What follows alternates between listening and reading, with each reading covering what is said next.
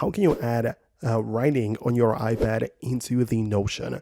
Let's explain what works within this platform. Let's get started. So obviously, if you have some notes ready on your iPad, it might be in the built-in Notes app or in the GoodNotes or whatever. You can just capture it by taking a screenshot like this and then go to your Notion projects and import it into your pages right there as an image, right? So you can even resize the image. You can fit more of them next to each other and essentially just have it ready like this. But keep in mind that this is not ideal, of course.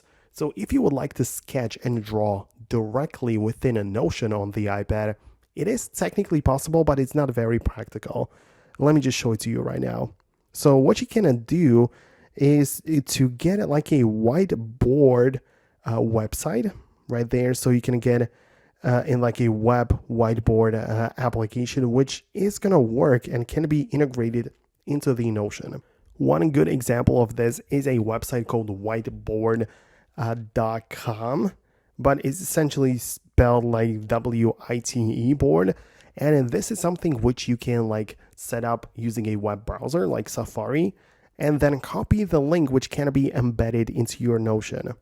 So inside of Notion, you can paste the link and you will essentially just embed it.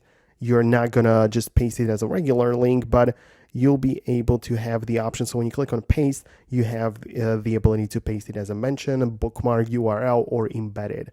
And when you embed it, you can just have the whiteboard ready for you. And once it loads up, you'll be able to use your finger or the Apple Pencil to draw directly within the Notion. As I say, it's not very practical or useful really, but this is one of the only ways how you can just make it work within a Notion. Notion has been designed for typed text mainly, so yeah, it's not really ideal. But that's it for me. Let me know what you think about that below. Most definitely subscribe for more tutorials and explanations like this one, and I'll see you later.